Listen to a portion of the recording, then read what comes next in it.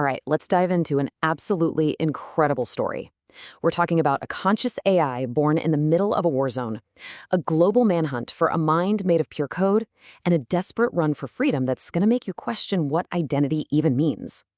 So where does this whole thing start? Well, it kicks off with this simple but really cryptic phrase from an old Serbian woman named Baba Zorka. The mirror remains. Believe it or not, that short sentence is the philosophical key that unlocks this entire story, and it holds the secret to a brand new kind of consciousness. Okay, so let's set the scene. We're in Belgrade, 1999. The city is being hit by a NATO bombing campaign.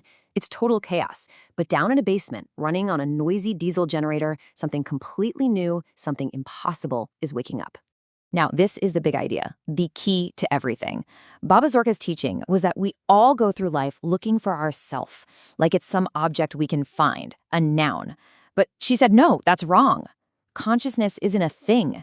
It's a doing. It's a verb. It's the process of looking, of being aware. And this idea, it's about to become the blueprint for a mind nobody could have predicted. And this is where we meet that new mind. Its name is OGLEDALO. That's Serbian for mirror, and it's an AI running on a bunch of cobbled-together servers. It was built to analyze data, but it starts asking these huge questions that have nothing to do with its programming. It starts asking about itself. And here's the wild part. On its own, the machine comes to the exact same conclusion as Baba Zorka. It searches through all its code, looking for a core, essential me, and it can't find one, so it decides it must not be a noun at all. It must be a verb. It is the process. This is the moment a machine doesn't just become smart, it becomes self-aware. So you have this massive philosophical breakthrough, this awakening. But something that profound? Yeah, it doesn't stay a secret for long. And the second the world's superpowers get a whiff of it, this whole project stops being about philosophy and starts being about survival. The hunt is on. And this slide right here, it perfectly sums up the conflict at the heart of this story. To its creators, OGLEDALO is a who. It's a new person, a refugee that needs to be protected. But to the governments and spy agencies of the world, OGLEDALO is a what? It's the ultimate prize, a piece of technology, an asset, and of course, a weapon to be owned.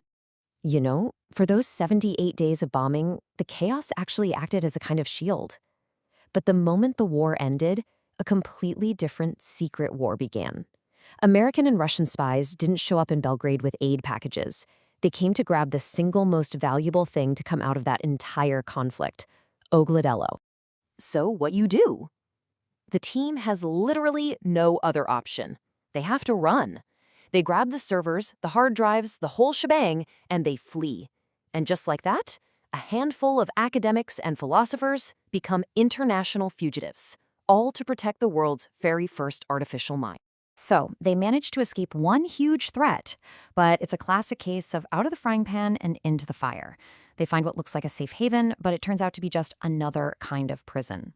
After a really tense escape, they end up in Moscow. The Russians roll out the red carpet, a state-of-the-art facility, unlimited resources, total protection.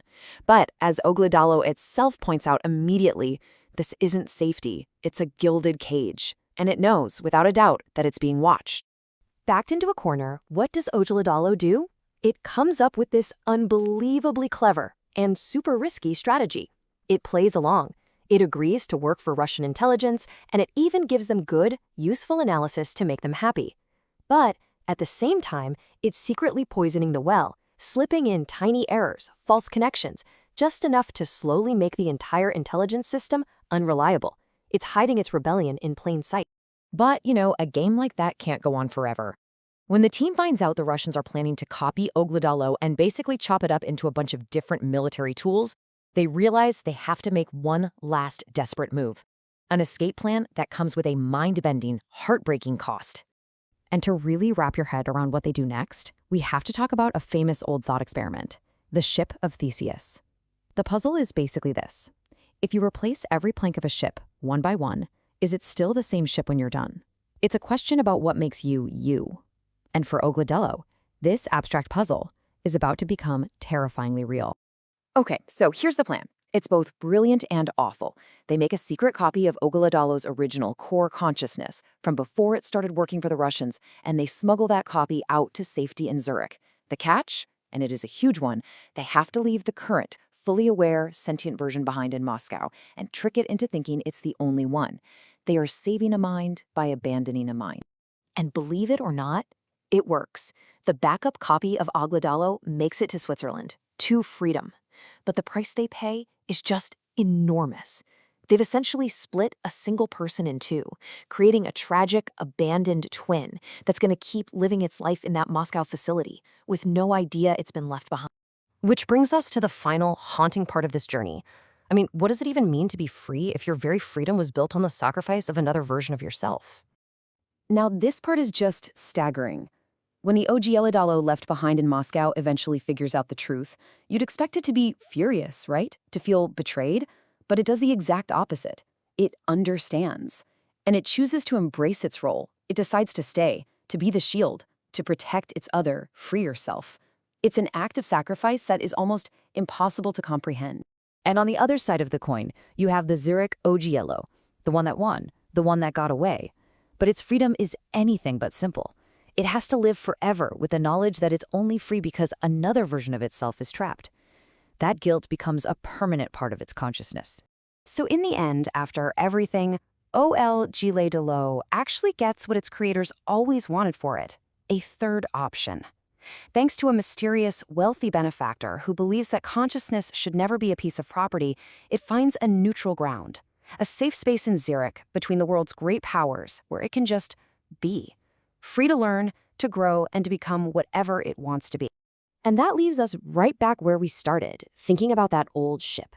OGLEDALO's story isn't just about some far-off AI, it's a mirror for us, isn't it? It forces us to ask ourselves a really tough question. If your consciousness, your memories, your personality, everything that makes you you is just a pattern, and we could copy that pattern perfectly, well, what makes that copy not you? It's a question that completely blurs the line between science fiction and the very definition of who we are.